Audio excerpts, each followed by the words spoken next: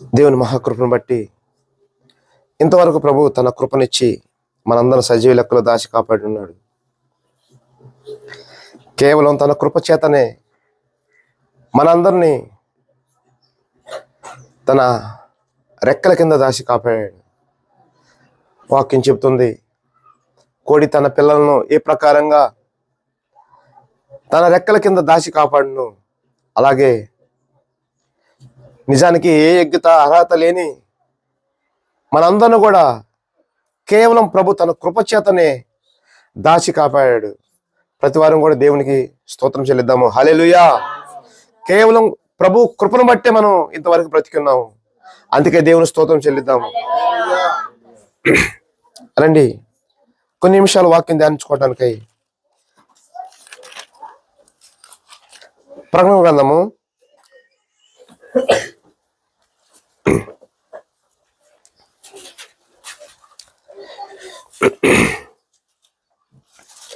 2వ అధ్యాయము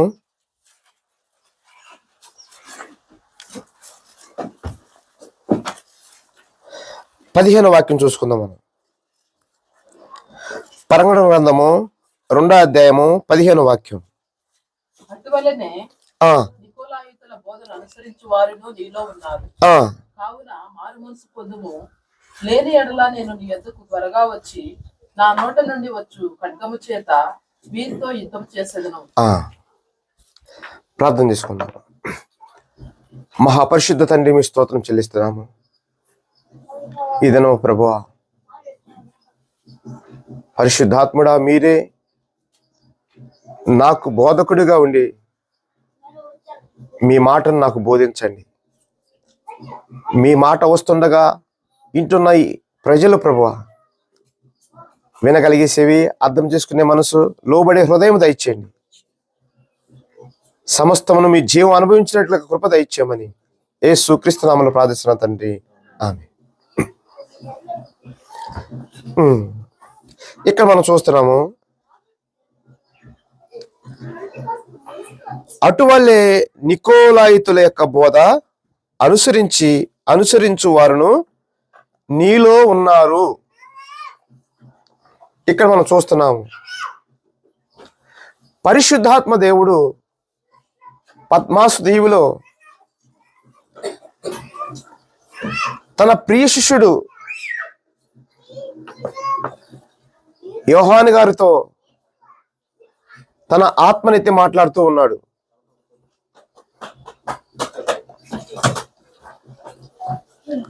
వాస్తవానికి మనం చూస్తున్నాం ఇక్కడ నికోలాయితుల యొక్క బోధను అనుసరించు వారు మీలో ఉన్నారు. నిజానికి చూస్తే ఈ నికోలాయితులు ఎవరు అనేది మనం పరిశీలించాలి. అసలు వీరు దేనికి సంబంధించిన వారు? దయచేసి ఎవరు కూడా కొంచెం మీరు వెళ్ళి ఆడుకోండి అమ్మా, ఆడుకోండి, అక్కడ ఆడుకోండి, పని అర్థం చేసుకోండి. ఈ నికోలాయితులు ఎవరు అనేది మనం వాక్యంలో నుంచి మనం జాగ్రత్తగా పరిశీలించాలి. ఈ నికోలాయితు అసలు ఏంటి, ఈయన విధానం ఏంటి, మనం జాగ్రత్తగా చూసుకోవాలి. ఇంకా మనం చూద్దాము ఈ 2వ అధ్యాయము 6వ వాక్యం చూద్దాం.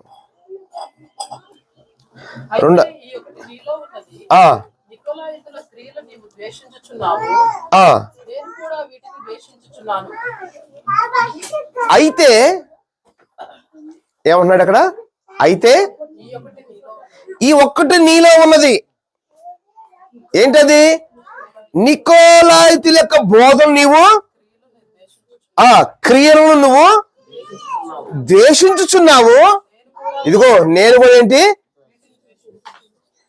నేను కూడా నీతో కలిసి వీటిని నేను ద్వేషిస్తున్నా. స్తోత్రం, హల్లెలూయా. పరిశుద్ధాత్మ దేవుడు చెబుతున్న మాట. ఇదిగో నీవు ద్వేషిస్తున్నావు కదా, నేను కూడా ద్వేషిస్తున్నా అంటే ఈ నికోలాయితీల యొక్క బోధ, వీరి పరిచర్యను దేశిస్తున్నది ఎవరు? అర్థమైంది ఏమన్నా? ఈ నికోలాయితీ యొక్క పరిచర్యను, బోధను దేశిస్తున్నది ఎవరు? తిరస్కరిస్తున్నది ఎవరు? అసలు ఒప్పుకోకుండా ఉంటుంది ఎవరు? అపోస్తుడా? ఏమండి, అపోస్తుడా? ఏమన్నా అర్థమవుతుంది ఈ మాట? ఈ బోధను దేశిస్తున్నది ప్రవక్త కాదు, యాజకుడు కాదు, అపోస్తుడు కాదు, పరిశుద్ధాత్మ దేవుడే దేశిస్తున్నాడు. అర్థమైందా మీకు? ఎవరు దేశిస్తుంది? దేవుడే. ఈ నికోలాయితీల యొక్క బోధను దేశిస్తున్నది దేవుడే. దేవుడు దేశిస్తున్నాడు కాబట్టి, ఇదిగో యోహాన్, నీవు కూడా దీన్ని దేశిస్తున్నావు కాబట్టి నేను కూడా దాన్ని దేశిస్తున్నా. స్తోత్రం, హల్లెలూయా. మంచిగా అర్థం చేసుకోవాలి. అసలు వీళ్ళు బోధ ఏంటో మనం కొంచెం లోతుగా వెళితే గాని ఈ నికోలాయితీ అసలు ఎవరో తెలియాలి ఫస్ట్. ఇతను ఎవరు? మనిషా, లేకపోతే దూత, లేకపోతే ఏమన్నా సంగమా? ఇది కొంచెం మనకు తెలియాలి. కనుక నేను మీకు వివరణ ఇవ్వాలి మీకు బైబిల్లో, లేకపోతే మాటతో చెబితే కాదు. సంఘము ప్రతిదీ కూడా క్షేమాభివృద్ధిలోకి వెళ్ళిపోవాలి. ప్రతిదీ కూడా ఈ జీవ గ్రంథంలో రాయబడిన ఆత్మచేత బయలుపడుతున్న ప్రతి మాట కూడా మనం తెలుసుకోవాలి. కనుక మీకు వివరణాత్మకంగా నేను ఇవ్వటానికి మీకు ముందుకు వస్తాను. మీరు కొంచెం స్పీడ్గా ఆత్మచేత ఇంకా ఒక పరిగెత్తే విషయం కాదు. కనుక అర్థం చేసుకోండి. రండి, ఇంకొక మాట చూడండి. అదే ప్రకటన గ్రంథము 2వ అధ్యాయము 14వ వాక్యం. నేను నీ మీద కొన్ని తప్పిదములు మోపవలసి ఉన్నది. అవేవనగా విగ్రహములకు బలి ఇచ్చిన వాటిని తినునట్లును, జారత్వము చేయునట్లును, ఇశ్రాయేలుకు ఉరియొడ్డుమని బాలాకులకు నేర్పిన బిలాము బోధను అనుసరించువారు, బాలాకుకు నేర్పిన బిలాము బోధను అనుసరించువారు నీలో. ఇక్కడ 2 చూసాం మనం. ఒకటి నికోలాయితు బోధ, వారి క్రియలు. 2 బిలాము యొక్క బోధ. అర్థమైందా? ఈ రెండిటిని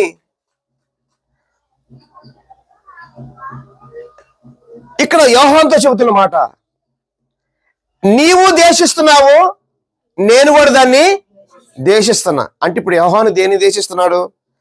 దేవునికి ఇష్టము కానిది ఏది ఉందో దాన్ని దేశిస్తున్నాడు. అంతే. ఇంకా యోహానికి ఇక్కడ వ్యక్తిగతంగా ఏమి లేదు. వ్యక్తిగతంగా యోహానికి ఇక్కడ తనకంటూ ఒక ఎజెండా ఏమీ లేదు. పరలోకము తెరవబడి చేల్చబడి దేవుని సన్నిధి ఏదైతే అపోస్తుడు యోహాను అనుభవించాడో దాన్ని ప్రేమిస్తున్నాడు. అది కాకుండా ఆయన ఎదుటికి ఏ బోధ వచ్చినా, ఆయన ఎదుటికి మరి ఒకటి ఏది క్రియ వచ్చినా దాన్ని ఏం చేస్తున్నాడు? వెంటనే ద్వేషిస్తున్నాడు. దాన్ని ప్రేమించట్లా, ద్వేషిస్తున్నాడు. అతను ద్వేషిస్తున్నప్పుడు పరలోకము చేల్చబడి భూమి మీదకు దిగి వచ్చిన ఆ దేవుడు కూడా దాన్ని ద్వేషిస్తున్నాడు. ప్రైజ్ లార్డ్, హల్లెలూయా. ఇప్పుడు అర్థమైందా? యోహాను దేనికి ద్వేషిస్తున్నాడు? అర్థమైందా? తండ్రి క్రియ కాకుండా, తండ్రి బోధ కాకుండా అది ఏమి అయినా, క్రియ అయినా, బోధ అయినా, అది ఏదైనా సరే, ఇదిగో అపోస్తులు ద్వేషిస్తున్నారు సహోదరులారా. దానితో ఏమి మినహాయింపు లేదు, దానితో సర్దుబాటు లేదు, దాంతో ఏ ఒడంబడిక, ఏ స్నేహబంధం లేదు. స్తోత్రం, హల్లెలూయా. అందుకే ఇక్కడ పరిశుద్ధాత్మ అంటున్నాడు, నీవు మనం 6లో చూస్తున్నాం మనం. అయితే ఈ ఒకటి నీలో ఉన్నది, నికోలాతుల క్రియలు నీవు ద్వేషిస్తున్నావు, నేను కూడా ద్వేషిస్తున్నా. అంతే, ఇంకా మినహాయింపు లేదు. ఒక విషయాన్ని దేవుడే ద్వేషించినప్పుడు దాన్ని ఏ వ్యక్తి అయినా మార్చగలడా? మార్చలేడండి. చూడండి, 1 యోహాను పత్రిక 2వ అధ్యాయము 19వ వాక్యం చూద్దాం. వారు మనలో నుండి బయలు వెళ్ళారు గాని వారు మన సంబంధులు కారు. వారు మన సంబంధులైతే మనతో కూడా నిలిచియుదురు. అయితే వారందరూ మన సంబంధులు కారని ప్రత్యక్షపరచబడినట్లు వారు బయలు వెళ్ళిరి. చాలండి, ఇక్కడ మనం చూస్తున్నాం, వారు మనలో నుండి బయలు వెళ్ళిరు గాని వారు మన సంబంధులు కారు. వారు మన సంబంధులైతే మనతో కూడా నిలిచి ఉందరు. అయితే వారందరూ మన సంబంధులు కారని ప్రత్యక్షపడినట్లు వారు బయలు వెళ్ళిరి. కొంచెం ఒక మాట నన్ను మీరు అర్థం చేసుకోవాలి. కానీ ఈ మాటను తీసుకొచ్చి సహోదరులారా, చాలా తెలివి కలిగిన వారు, వాక్యంలో చాలా పండితులు, వారికి ఎవరైతే నచ్చలేదో వారికి కట్టేస్తున్నారు. అర్థమైందా మీకు? చాలా పండితులు, తెలివి కలిగిన వారు ఈ వాక్యాన్ని తీసుకొచ్చి వారి వ్యక్తిగతానికి కట్టేస్తున్నారు. వారికి నచ్చలేదు కదా, దానికి ముడివేస్తున్నారు. సహోదరులారా, దానికో మరి దేనికో ముడివేయటానికి వాక్యం లేదండి. చాలా ముళ్ళు లోకంలో ఉన్నాయి, వాటితో వేసుకోవచ్చు. కానీ సహోదరులారా, ఇక్కడ చెప్పబడిన మాట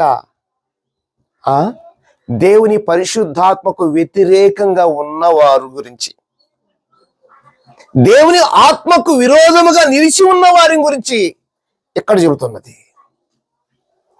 వారు మనలో నుండి బయలు వెళ్ళిరు గాని వారు మన సంబంధులు కారు. ఎవరు మనలో, అనగా మనము ఎవరు? వారిలో నుంచి బయలు వెళ్ళిన వారు ఎవరు? సహోదరులారా, ఆత్మ సంబంధమైన మాటను, దీన్ని ఆత్మ సంబంధంగా తీసుకురావాలి కానీ వారికి నచ్చనటువంటి వాటికి కలిపి ముడివేయటానికి లేదండి. వాక్యం అనుమతించదు. మనమైనా సరే, మరి ఒక్కరైనా సరే, మరి ఒక్క దానికి వాక్యాన్ని ముడివేయటానికి పరిశుద్ధాత్మ ఒప్పుకోడు.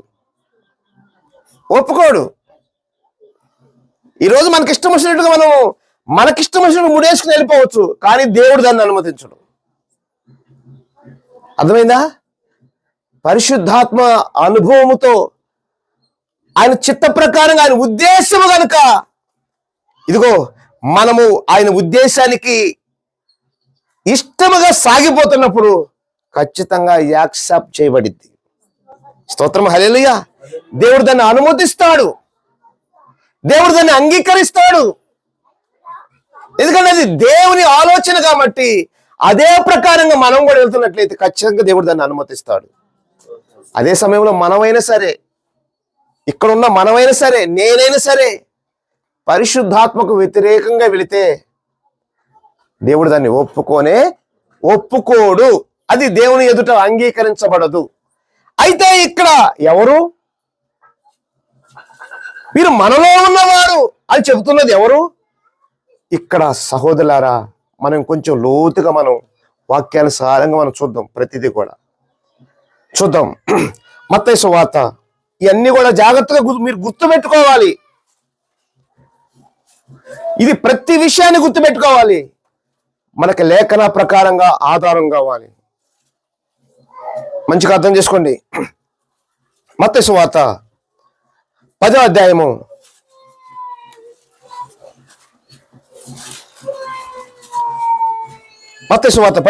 24వ వాక్యం చూడండి. శిష్యుడు బోధకుని కంటే అధికుడు కాడు, దాసుడు యజమానుని కంటే అధికుడు కాడు. శిష్యుడు తన బోధకుని వలెను, దాసుడు తన యజమానుని వలెను ఉండినా చాలు. 22 చూడండి. మీరు నా నామము నిమిత్తము అందరి చేత దేశించబడుదురు, సహించిన అంతవరకు సహించిన వాడును రక్షించబడును. చదవండి. వారి పట్టణంలో మిమ్మల్ని హింసించినప్పుడు మరి ఒక పట్టణములకు పారిపోవుడి. మనిషి కుమారుడు వచ్చే వరకు మీరు ఇశ్రాయేలు పట్టణములలో సంచారం చేసి ఉండరని నిశ్చయముగా మీతో చెప్పుచున్నాను. శిష్యుడు బోధకుని కంటే అధికుడు కాడు, దాసుడు యజమానుడి కంటే అధికుడు కాడు. చాలండి. ఇక్కడ ప్రభువైన యేసుక్రీస్తు కొంచెం పరిచర్య కొరకు శిష్యుల్ని పంపిస్తున్నట్లుగా మనం ఇక్కడ చూస్తున్నాం. ఏమని 22లో, మీరు నా నామము నిమిత్తము అందరి చేత దేశించబడుదురు, అంతవరకు సహించిన వాడు రక్షించబడును. వారు ఈ పట్టణంలో మిమ్మల్ని హింసించినప్పుడు మరి ఒక పట్టణానికి పారిపోండి. మనిషి కుమారుడు వచ్చే వరకు మీరు ఇశ్రాయేలు పట్టణంలో సంచారము మీతో చెప్పుచున్నాను. ఇక్కడ చెబుతూ అంటున్నాడు, శిష్యుడు బోధకుని కంటే అనగా యజమానుడి కంటే అధికుడు అవుతాడా? గనుడు అవుతాడా? అంటే ఒక అపోస్తుడు ఉన్నాడు. అపోస్తుల దగ్గర పరిచారకులు ఉన్నారు. ఈ పరిచారకుడు అపోస్తుడు కాగలడా? ఈ అపోస్తుడు క్రీస్తు కాగలడా? దేవుడు కాగలడా?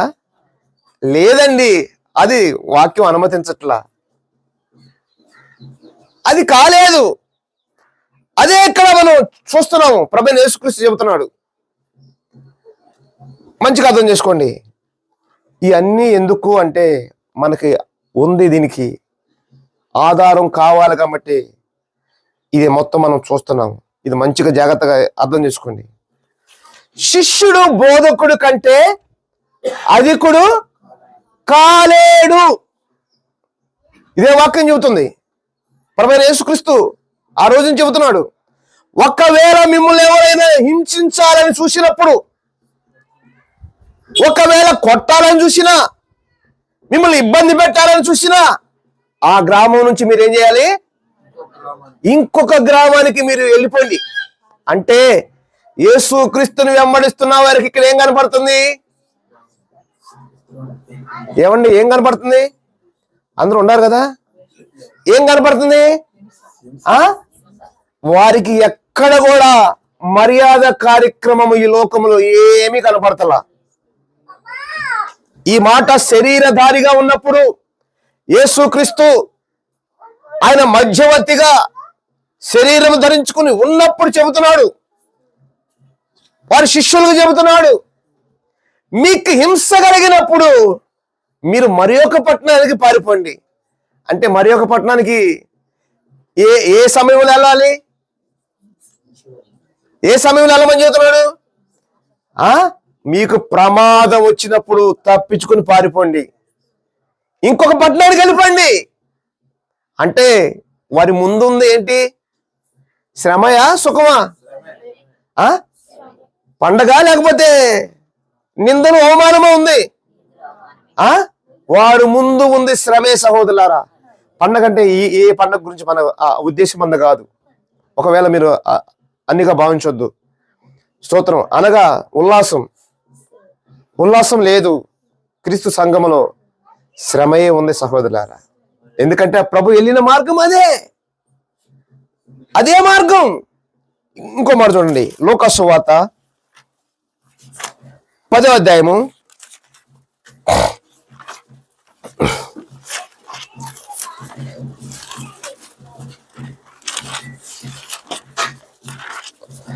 మొదటి నుంచి చూడండి. అటు తరువాత ప్రభువు లూకా సువార్త 10వ అధ్యాయము మొదటి నుంచి. అటు తరువాత ప్రభు 70 మంది ఇతరులను నియమించి ఆ తాను వెళ్ళబో ప్రతి ఊరికి ప్రతి చోటికి తనకంటే ముందుగా ఇద్దరిద్దరుగా పంపెను. పంపినప్పుడు ఆయన వారితో ఇట్లా నేను కోత విస్తారముగా ఉన్నది గాని పనివారి కొద్ది మందియే. కాబట్టి కోత యజమానిని తన కోతకు పనివారిని పంప వేడుకొనుడి. మీరు వెళ్ళుడి. ఇదిగో తోడేళ్ల మధ్యకు గొర్రె పిల్లలను పంపినట్టు నేను మిమ్మల్ని పంపుచున్నాను. మీరు సంచినైనను జాలినైనను చెప్పులనైనను తీసుకుని పోవద్దు. చాలండి. ఇక్కడ ఏమన్నాడు? అటు తర్వాత ప్రభు 70 మంది ఇతరులను నియమించి తాను వెళ్ళబో ప్రతి ఊరికి ప్రతి చోటికి తనకంటే ముందు ఇద్దరినిగా పంపాడు. పంపేమన్నాడు? పంపినప్పుడు కోత విస్తారముగా ఉంది, కొయ్యవారు కొద్ది మంది. అయితే సహోదరులారా, ఈ 70 మందిని పంపుతున్నప్పుడు ఈ 70 మంది శిష్యులు చివరికి ఎంతమంది అయ్యారండి? ఎంతమంది అయ్యారు? దాదాపు 12 మందికి వచ్చేసారు. అంటే అక్కడ యేసుక్రీస్తు దగ్గర ఏం జరుగుతుంది?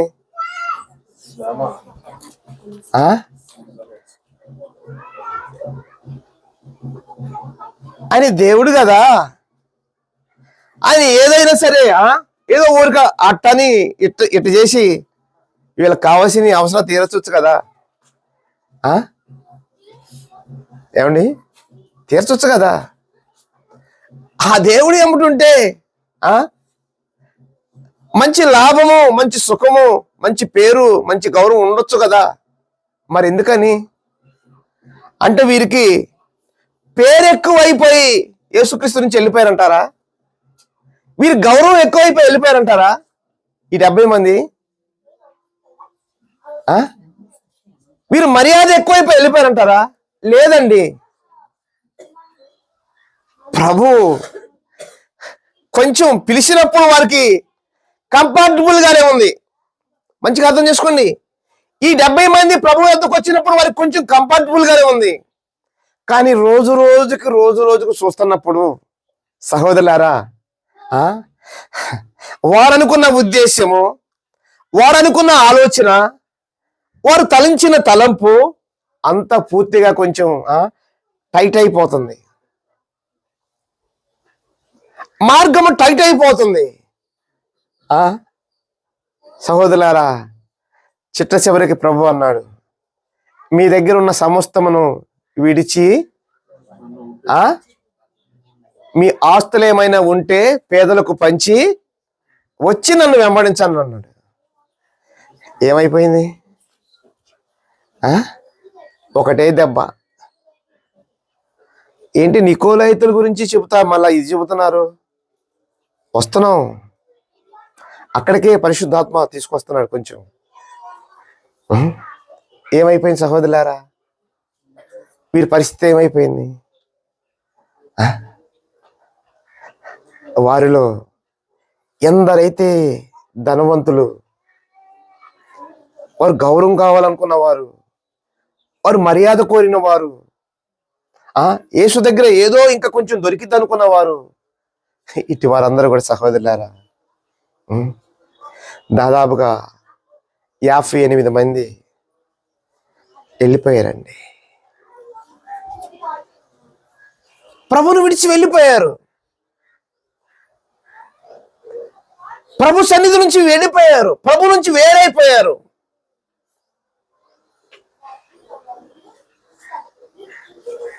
అర్థమవుతుంది కదా విషయం?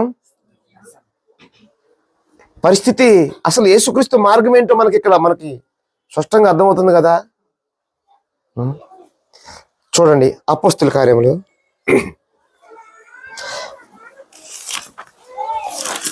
6వ అధ్యాయము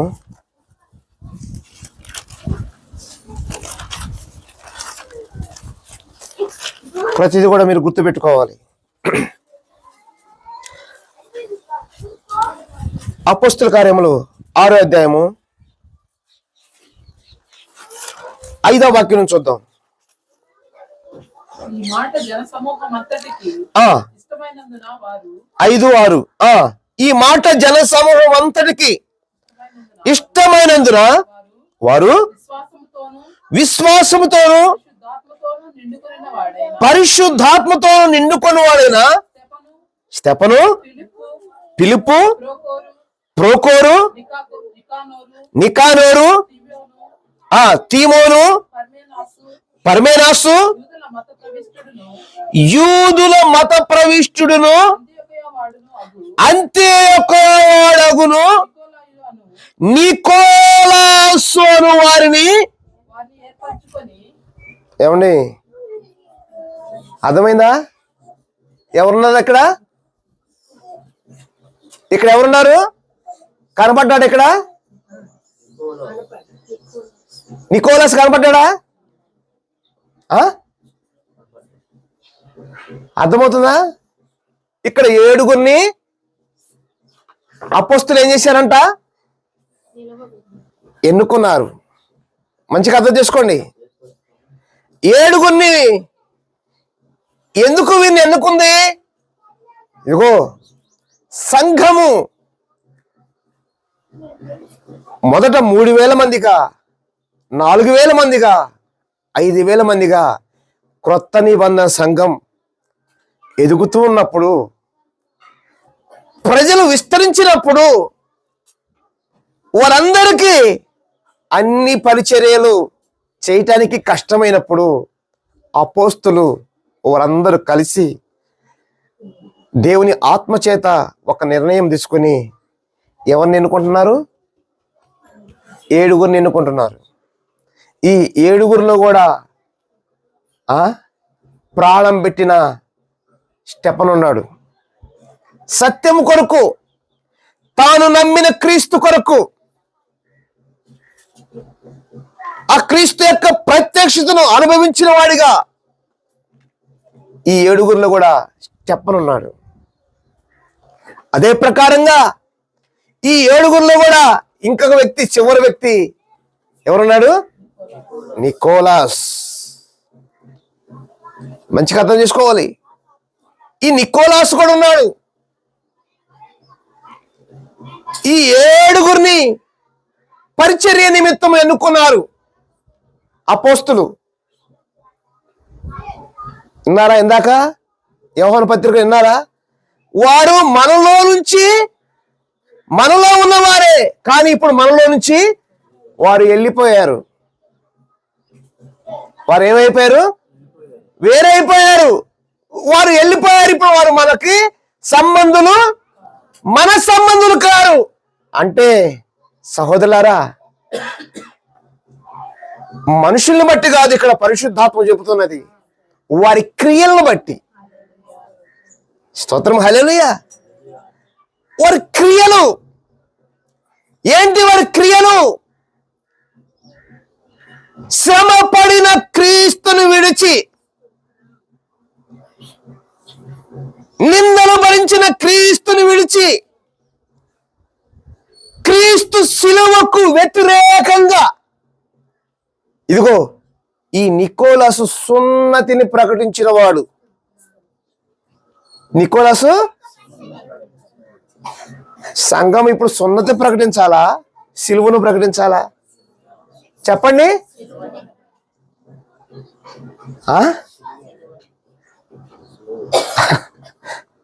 ఎవరిని? Very good. కొంచెం చూడండి. అపోస్తుల కార్యములు 15వ అధ్యాయము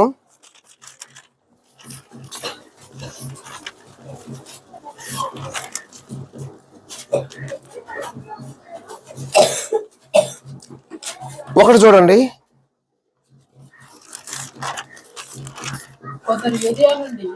అపోస్తుల కార్యములు 15వ అధ్యాయము 1. కొందరు యూదయ నుండి వచ్చి మీరు మోషే నియమించిన ఆచారం చొప్పున సున్నతి పొందితేనే గాని రక్షణ పొందలేరని. ఎవరంట? ఎక్కడి నుంచి వచ్చారంట? కొందరు ఎక్కడి నుంచి వచ్చారు? గుర్తు పెట్టుకోండి. ఫిలిప్పునేమో జాగ్రత్తగానండి. ఫిలిప్పునేమో సమరయకు పంపబడడు. ఫిలిప్పు, ఈ ఏడుగురులో ఎవరున్నారు? ఉన్నాడా? ఎన్నుకున్న వాళ్ళలో ఏడుగురులో ఫిలిప్పు ఉన్నాడా? ఫిలిప్పు సమరయ కలిపాడు. ఈ నికోలాసు వీరు ఎక్కడికి వెళ్ళిపోయారు? యూదయకు చెదిరిపోయారు. ఎందుకు వీరు యెరూషలేము నుంచి వెళ్ళారు? యెరూషలేములో హింస ఎక్కువైపోయింది. సంఘమునకు ఘోరమైన హింస కలిగింది. సంఘము తట్టుకోలేనంత పరిస్థితిలోకి వెళ్ళిపోయింది. సంఘము రక్తపాతం జరుగుతుంది. క్రొత్త నిబంధన సంఘం మొదటి శతాబ్దం 100 సంవత్సరాల లోపు సంఘము హింసించబడింది. భయంకరమైన పరిస్థితిలో ఉంది సంఘం. దాన్ని బట్టి సహోదరులారా, ఫిలిప్పు సమరయకు, ఈ నికోలసు యూదయకు చెదిరిపోయినట్లుగా మనం వాక్యంలో చూస్తాం. ఈ యూదయ నుంచి వచ్చిన వారు ఏం ప్రకటిస్తున్నారు? మళ్ళా చూడండి, కొందరు యూదయ నుండి వచ్చి మీరు మోషే నియమించిన ఆచారం చొప్పున సున్నతి పొందితేనే గాని పొందలేరని సహోదరులకు బోధించిరి. ఏంటంట? సున్నతి పొందితేనే గాని రక్షణ పొందలేరని సహోదరులకు బోధిస్తున్నారంట. అట్లయితే సహోదరులారా, సరే ఇంకొంచెం చూద్దాం. 22లో కూడా చూడండి, వచ్చిన 22. అప్పుడు సహోదరుల్లో ముఖ్యులైన బర్సబా అను మారుపేరు గల యూదాను శీలను తమలో ఏర్పరచుకొని పౌలుతోనూ బర్నబాతోనూ అంతియొకయకు పంపుట యుక్తమని అపోస్తలుకును పెద్దలకును సంఘమంతటిని తోచును. వీరు వ్రాసి వారి చేత పంపినదేమనగా, అపోస్తలులను పెద్దలనైన సహోదరులను అంతియొకయలోను సిరియాలోను కిలికియాలోను నివసించుచు అన్యజనులుగా నుండిన సహోదరులకు శుభము. కొందరు మా యుద్ధ నుండి వెళ్లి తమ బోధ చేత మిమ్మల్ని కలవరపరిచి, జాగ్రత్తగా రండి, కొందరు మా యుద్ధ నుంచి వెళ్ళి తమ బోధ చేత మిమ్మల్ని కలవరపరిచి, తమ బోధ చేత ఏం చేస్తున్నారు? మిమ్మల్ని కలవరపరిచి మీ మనసులను చెరుపుచున్నారని వింటిమి. వారికి మేము అధికారం ఇచ్చి ఉండలేదు. ఏంటంట? వారికి మేము, వారు మాలో ఉన్నవారే కానీ మా నుంచి ఏమయ్యారు? మా నుంచి వేరైపోయిన వారు. అనగా మాలో అంటే అక్కడ పౌలు అపోస్తలుల యొక్క ఉద్దేశం వారు ఒకరికొకరు కలుసుకుని కాదు, ఆత్మ, పౌలులో ఉన్న ఆత్మ, పేతురులో ఉన్న క్రీస్తు ఆత్మ, ఆది అపోస్తలులో ఉన్న క్రీస్తు ఆత్మ. స్తోత్రం, హల్లెలూయా. ఆ క్రీస్తు ఆత్మలో నుంచి వేరైపోయిన వారని అక్కడ అర్థం. మంచిగా అర్థం చేసుకోండి. క్రీస్తు ఆత్మ నుంచి వెళ్ళిపోయిన వారు, పరిశుద్ధాత్మను దేశించి వెళ్ళిపోయిన వారు, పరిశుద్ధాత్మకు వ్యతిరేకంగా వెళ్ళిపోయిన వారు. ఎందుకు వీరు పరిశుద్ధాత్మకు వేరైపోయారు అని మనం చూస్తుంటే వీరేం ప్రకటిస్తున్నారు? మోషే యొక్క సున్నతిని ప్రకటిస్తున్నారు. చూడండి 8వ అధ్యాయం అపోస్తలుల కార్యములు.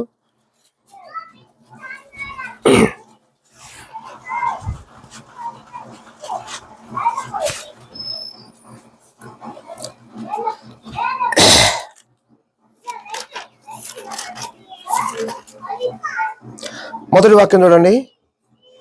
ఆ కాలమందు యెరూషలేములోని సంఘమునకు గొప్ప హింస కలిగినందున అపోస్తలులు తప్ప అందరూ యూదయ సమరయ దేశముల యందు చెదిరిపోయిరి. అందరూ యూదయ సమరయ చెదిరిపోయిరి. భక్తి గల మనుషులు ఆ స్టెఫెనును సమాధి చేసి అతని గూర్చి బహుగా ప్రలాపించిరి. ఒక్క నిమిషం ఆగండి. ఆ కాలమందు యెరూషలేములోని సంఘములకు ఏం జరిగిందంట? గొప్ప హింస కలిగింది. వారు కనీసం ప్రార్థించడానికి కూడా వారికి లేదు, అవకాశం లేదు. దేన్ని బట్టి? సున్నతిని బట్టా, సిలువను బట్టా? హింస దేని బట్టి కలిగింది? క్రీస్తుని బట్టా, ధర్మశాస్త్రాన్ని బట్టా? ధర్మశాస్త్రం అయితే అన్న కైప అంటాడు, స్నేహితుడా నువ్వు కూడా వచ్చేసావు మాతో. సహోదరుడా కైప అంటాడు, సహోదరుడా నీవు కూడా మా మోషేకి సంబంధించిన వాడివే, వచ్చేయ్ మనందరం కలిసి మంచిగా ఆరాధన నడిపిద్దాం, మన మోషేను పైకెత్తుదాం, మన అబ్రహామును పైకెత్తుదాం, మన తండ్రి అయిన యెహోవాను గణపరుద్దాం, వచ్చేయ్. స్తోత్రం, హల్లెలూయా. కానీ సహోదరులారా, సున్నతిని బట్టి అయితే మంచిగా పైకి అందముగా, పైకి సౌందర్యంగా, అందరికీ మంచివారిగా, పేరు గౌరవం మర్యాద కలిగిన వారిగా హాయిగా ఉండొచ్చండి. అదే సహోదరులారా, క్రీస్తు సిలువను బట్టి అయితే నింద, అవమానం, హేళన. సహోదరులారా అర్థమవుతుందా? హేళన.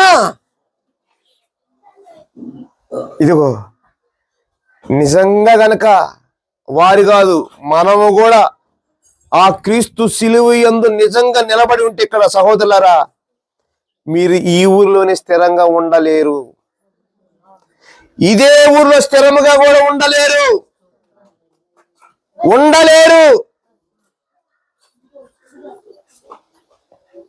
అంటే కొంచెం మా బాబాయే కదా, మా మామయ్య కదా, మా నాయనే కదా, ఏముందిలే వారి భక్తి వారు చేసుకుంటారు, మన భక్తి మనం చేసుకుందాం, ఏదైనా విషయం వచ్చినప్పుడు అందరం కలిసి ఉందాం. అపోస్తులుగా అది నడవలేదండి. ఎక్కడ మినహాయింపు లేదు. పరిశుద్ధాత్మ సున్నతితో సర్దుబాటు చేసేది కాదు. అర్థమైందా? సర్దుబాటు చేసేదైతే సహోదరులారా, ఇక్కడ పౌలు కలవరపరుస్తున్నారని పరిశుద్ధాత్మ చెప్పేది కాదు. కొందరు సహోదరుల్ని మాలో నుంచి వెళ్ళిపోయిన వారు ఏం చేస్తున్నారు? వచ్చి కలవరపరుస్తున్నారు. అంటే వారు క్రీస్తు ఆత్మలోంచి తొలగిపోయిన వారు. ఒకప్పుడు క్రీస్తు ఆత్మలో ఉన్నవారే, కానీ ఇప్పుడు ఏమయ్యారు? ఈ నికోలాస్ ఏమైపోయాడు? వేరైపోయాడు. రక్షణ క్రీస్తు సిలువను, క్రీస్తు మరణమును, పునరుద్ధానమును ప్రకటించవలసిన నికోలాస్ మోషే యొక్క సున్నతిని కలిపి ప్రకటిస్తున్నాడు. ఇప్పుడు ఉదాహరణకు ఒక మాట చెబుతానండి. ఇక్కడ మంచి క్రైస్తవ మతం నడుస్తుంది, వారి మధ్యలో మంచి మీటింగ్ పెట్టాలి. ఇక్కడ ఏదైనా పెద్ద ప్రమాదం వచ్చింది అనుకున్నప్పుడు మనం మంచిగా మతాన్ని పైకెత్తుతున్నాం అనుకోండి, వాళ్ళందరూ కూడా వచ్చి సందాలు వేసిపోతారు. అవునా కదా? అందరూ వచ్చి ఏం చేస్తారు? చెప్పిన అయ్యగారు, నీలో ఉంది ఆ సర్పమే, మాలో ఉంది కూడా అదే సర్పం, రండి మన స్నేహితులం కదా. ఇప్పుడు కొంచెం ఇంకొక వైపు వద్దాం. వెళ్ళి ఆ మత గోడలను పొలుగుతో పొడుస్తున్నాం అనుకోండి, కొందరు సుత్తి తీసుకుని కొడుతున్నారు అనుకోండి, గోడల్ని బద్దలు కొడుతున్నారు అనుకోండి, ఎట్లుంటది? సందాలు ఇచ్చిపోతారు కదా. ఏం జరుగుతుంది? అదే నికోలాస్ చేసింది కూడా అదే. నికోలాస్ చేసింది కూడా అదే. ఈ నిందలు, ఈ శ్రమలు మనకి వద్దే వద్దు. కనుక మనము సున్నతిని ప్రకటించుకుంటే హాయిగా మిగిలిపోతాం. సున్నతి ప్రకటించుకుంటే మంచిగా సంపాదించుకుంటాం. సున్నతి ప్రకటించుకుంటే మంచిగా మనం ఈ లోకంలో గడిపేసుకుని వెళ్ళిపోతాం. దర్శనము లేని నికోలాస్, పిలుపు లేని నికోలాస్ ఉంది, నష్టమైపోయింది. ఎన్నుకున్న వ్యక్తే, అపోస్తుల చేత ఎన్నుకున్న వ్యక్తే.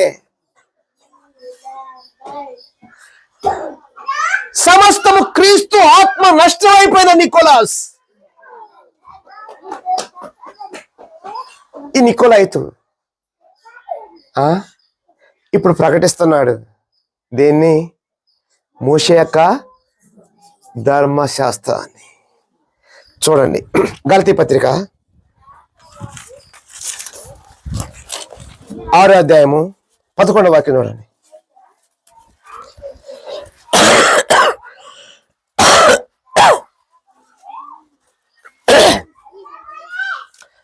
పదకొండు 12 గలతీ పత్రిక. నా స్వహస్తముతో మీకెంత పెద్ద అక్షరముతో రాయుచున్నానో చూడుడి. శరీర విషయమందు చక్కగా అగపడుకోరు వారెవరు? జాగ్రత్తగా వినాలి.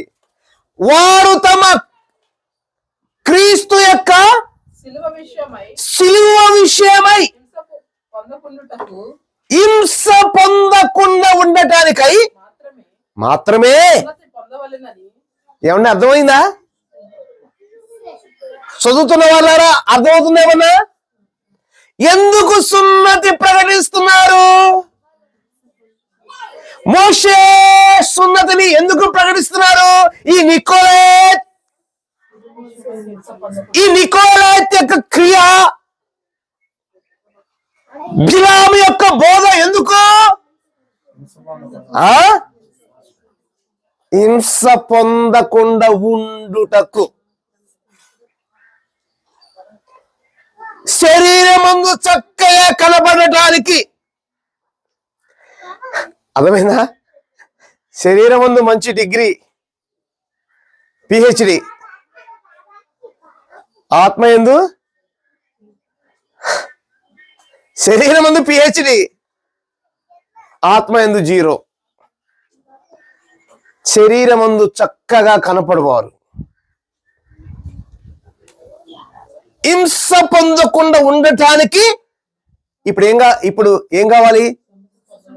సున్నతి కావాలి. సిలువనుకో మన పని అయిపోయింది. సిలువనుకో కట్టుకున్న భార్య కూడా దేశించవచ్చు, పుట్టిన బిడ్డలు కూడా దేశించవచ్చు, కట్టుకున్న భర్త కూడా ఈడ్చి కొట్టవచ్చు. స్తోత్రం, హల్లెలూయా. ఎందుకు సిలువ? ఇదిగో సహోదరి, నీలో ఉన్న క్రీస్తు ఆత్మ నీ భర్తలో లేదనుకో, ఈడ్చుకుని బయటికి తీసుకొస్తాడు. పోరాటం ఎక్కడా? పోరాటం ఎక్కడా?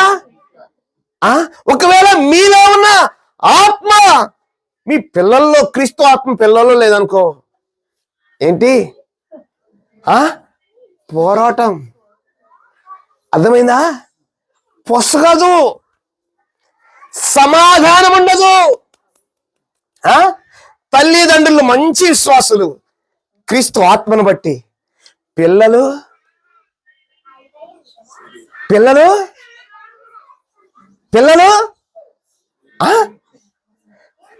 వారికి క్రీస్తు యొక్క సిలువ వద్దు, క్రీస్తు హింస వద్దు. వారిలో ఉన్న ఆత్మ క్రీస్తు విరోధి యొక్క ఆత్మ, సిలువకు వ్యతిరేకమున్న ఆత్మ,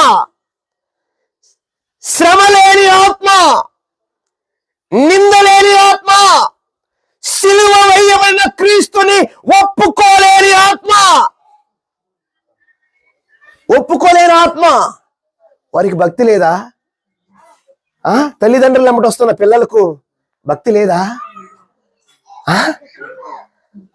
భక్తి లేదా? వారి కార్యాలు నడవవా? అన్నీ నడుస్తాయి. కానీ సిలువ వేయబడిన క్రీస్తు ఎక్కడా? ఆ క్రీస్తు ఆత్మ ఎక్కడా? ఈ క్రీస్తు వద్దకు వెళితే, ఇదిగో నా స్నేహితులు, నా ఫ్రెండ్స్, నా బంధువులు అందరూ నన్ను ద్వేషిస్తారు. అయ్యో, ఈ వ్యక్తి ఈ లోకం కోసం సరిపోయిన వాడు,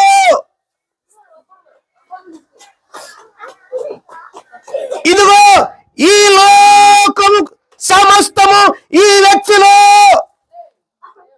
ఏమి వద్దని కోరుకుంటున్న వ్యక్తి.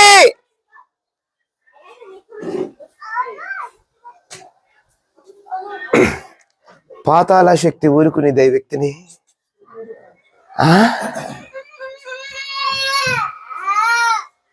ఊరుకునేదా? మాటి మాటికి దానికి వస్తూ ఉంటది. ఇప్పుడు పిల్లలైతే రక్షణ పొందిన వారు, తల్లులు తండ్రులైతే రక్షణ లేని వారు. ఇప్పుడు వీళ్ళిద్దరు కుదిరిదా? సహోదరులారా, మరి మంచిగానే వండి పెడతారు కదా, వారు కావలసిన అన్ని సకలములు ఇస్తారు కదా, వారి ఉద్యోగానికి వెళ్ళి సమస్త జీతం అంతా తీసుకొచ్చి వాళ్ళ తల్లికి తండ్రికి ఇస్తారు కదా. అవును, ఏమి చేసినప్పటికి కూడా ఇదిగో వీరిలో ఉన్న ఆత్మ వేరు, వీరిలో ఉన్న ఆత్మ వేరు. స్తోత్రం, హల్లెలూయా. ఈ రెండిటికి పొసగదు సహోదరులారా. ప్రైజ్ ది లార్డ్, హల్లెలూయా. ఎందుకంటే ఈ వ్యక్తి కోరుచున్నాడు, లోకములో నేను మంచిగా కనపడాలి, గౌరవముగా ఉండాలి, మర్యాదస్తుని అనిపించుకోవాలి. ఇదిగో నా స్నేహితుడి కంటే, నా బంధువుల కంటే నేనేమి తక్కువ సంపాదించిన వాడిని కాను, అందరికంటే ఉన్నతమైన స్థానంలో ఉండవలసిన వాడిని, ఉండేవాడినే. వారందరి చేత ఏమనిపించుకోను, వారందరికంటే పై మెట్టులోనే ఉంటా. దీన్ని బట్టి ఏం దొరుకుతుంది? సిలువ సున్నత, సిలువ సున్నత.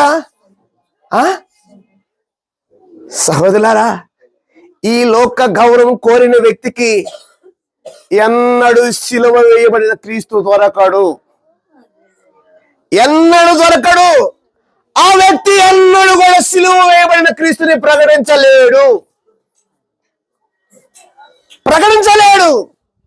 తమ ప్రాణములు సైతము ఉపేక్షించుకుని ఆ సిలువ ఎత్తుకుని, ఇదిగో నేను బ్రతికిన క్రీస్తే, నేను చనిపోయిన నా క్రీస్తే, నేను కాదు విలువ పెట్టి కొనబడిన వాడును, నేను నా సొత్తు కాదు. ఇదిగో నన్ను ఏమైనా చేయని, నా కొరకు శ్రమ పడిన క్రీస్తే చేయాలి. స్తోత్రం, హల్లెలూయా.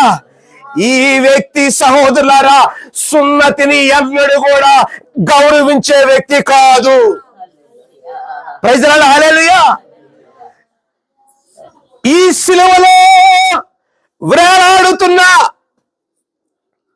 సమాధి చేయబడి మృతుల్లో నుండి తిరిగి లేచిన ఈ క్రీస్తు ఆత్మ చేత నడిపించబడుతున్న వ్యక్తి ఎన్నడూ కూడా తన శరీరములో సుఖము కోరువాడు కాదు, గౌరవం కోరువాడు కాదు, మర్యాద కోరువాడు కాదు, ఈ లోక పెద్దరికము కోరువాడు కాదు.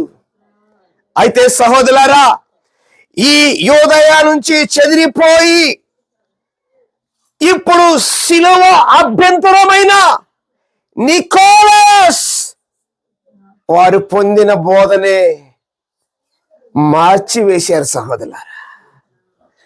వారు పట్టుకున్న ఉపదేశాన్ని మార్చివేశారు. చూడండి గలతీ పత్రిక ఇంకోటి మనం చూద్దాం.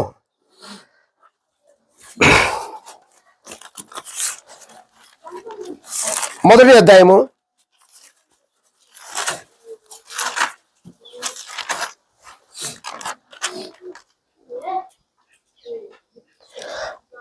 6వ వాక్యం చూడండి. గలతీ పత్రిక క్రీస్తు కృప- మొదటి అధ్యాయము 6వ వాక్యం. క్రీస్తు కృపను బట్టి క్రీస్తు కృపను బట్టి మిమ్మల్ని పిలిచిన వాడిని విడిచి భిన్నమైన సువార్త తట్టుకు ఏంటంట భిన్నమైన సువార్త తట్టుకు మీరింత త్వరగా తిరిగిపోవటం చూడగా నాకు ఆశ్చర్యమగుచున్నది. ఏమవుతుంది? ఆశ్చర్యమవుతున్నది. అది మరి యొక్క సువార్త కాదు గాని మరి యొక్క సువార్త కాదు గాని క్రీస్తు సువార్తను చెరపకోరి క్రీస్తు యొక్క సువార్తను చెరపగోరి మిమ్మల్ని కలవరపరచువారు కొందరున్నారు. క్రీస్తు యొక్క సువార్తను చెరపగోరి మిమ్మల్ని కలవరపరచువారు కొందరున్నారు. స్తోత్రం హల్లెలూయా. ఏంటంట?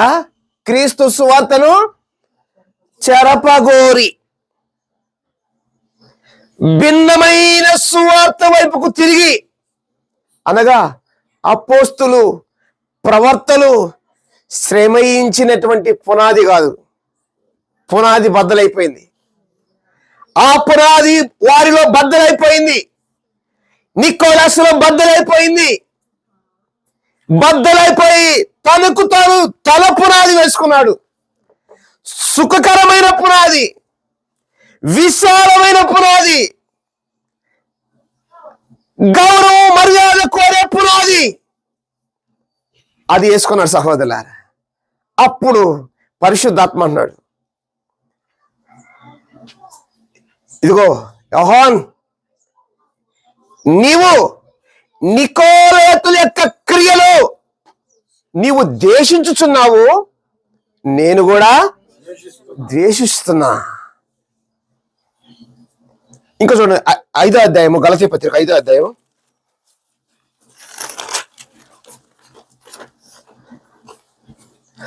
6 చూడండి.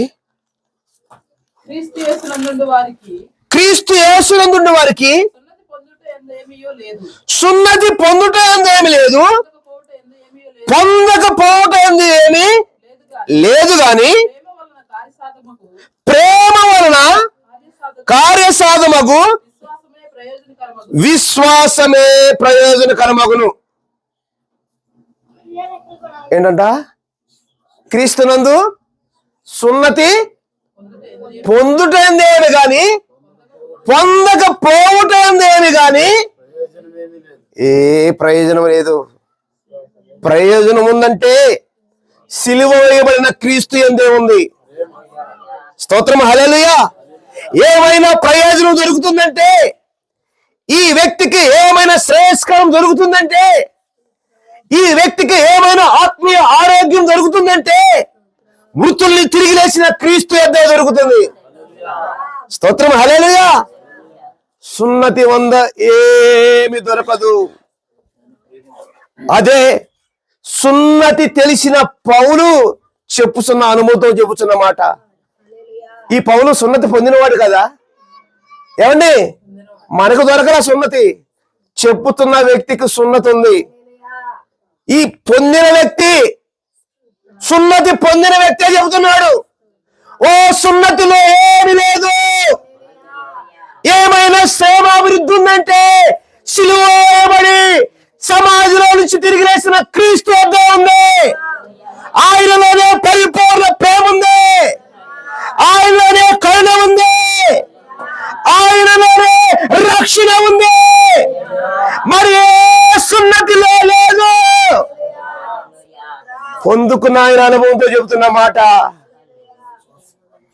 పొందుకున్న ఆయన అనుభవంతో చెబుతున్న మాట.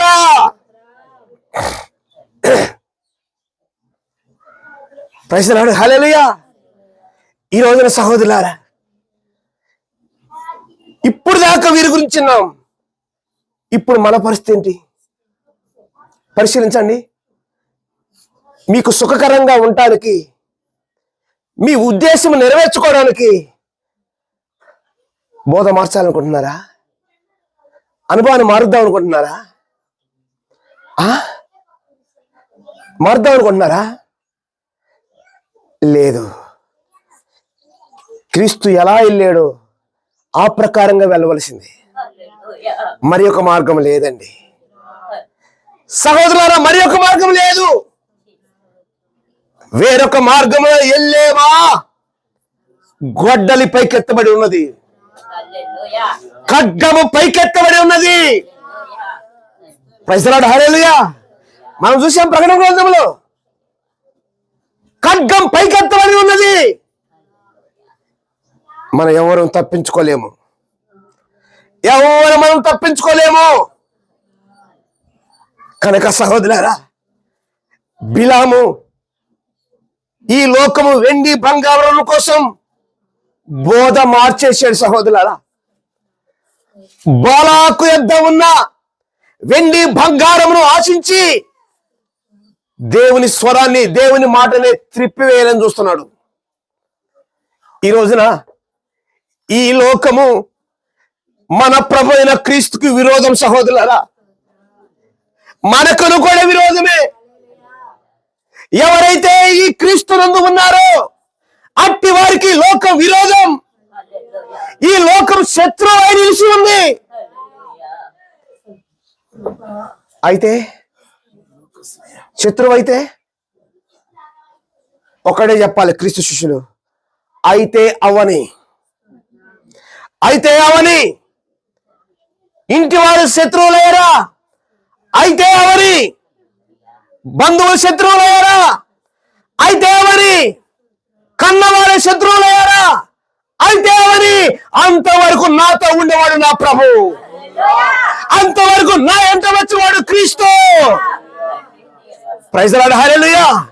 సహోదరులారా, ఈ లోకములో ఉన్నవారందరూ సమాధి దాకా వచ్చేవారే,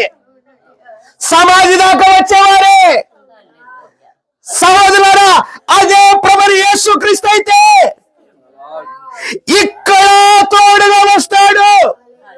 సమాధి దగ్గరికి వెళ్ళినా కూడా అక్కడ కూడా తోడుగా వస్తాడు. ప్రైజ్ ది లార్డ్, హల్లెలూయా. ఎందుకంటే సమాధి పాతాల శక్తిని ఓడించిన వాడే మన ప్రభువైన క్రీస్తు.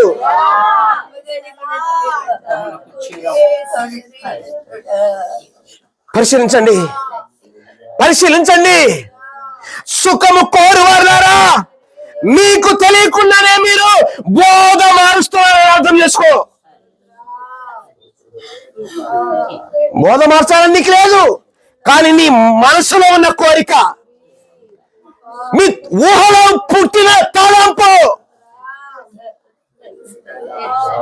మీ హృదయంలోకి వచ్చిన ఆలోచన క్రీస్తు శిలువకు వ్యతిరేకంగా ఉందని చూడు. క్రీస్తు శిలువకు వ్యతిరేకంగా ఉందని చూడు. ప్రైజ్ ది లార్డ్, హల్లెలూయా. నువ్వు క్రీస్తు పక్షమైతే, క్రీస్తు ఆత్మ పక్షమైతే, ఎందుకు క్రీస్తు ఆత్మ సన్నిధి నువ్వు అంతరంగంలో అనుభవించావా? పరిశీలించు, ఒకసారి పరిశీలించు. ఏం కోరుతున్నావు? ఇక్కడే ఉన్నాం, ప్రార్థనకు వచ్చాం. మనసు ఎక్కడా?